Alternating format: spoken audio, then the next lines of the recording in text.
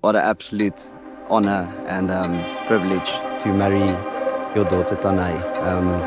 I think this day has been something we have been looking forward to so long, and I'm really honored to step into this position as a husband.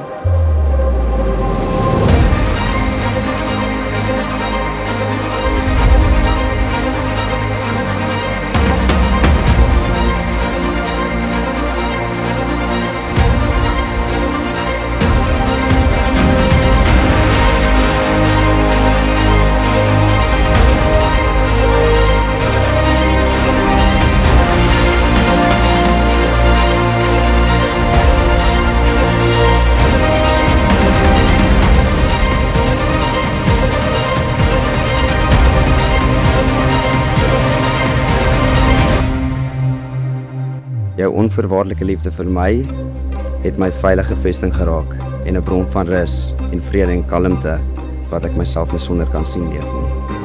Ek beloof om jou deur die reis van lewe se beste en slegte tye by te staan. Sonder vrae of twyfel sal ek jou kalmte en rots wees waarop jy kan stil en veilig wees. Ek beloof om saam met jou 'n lewe te bou wat geanker is in geloof, gevul is met vreugde en ryk is aan die klein kosbare oomblikke wat met ons in is.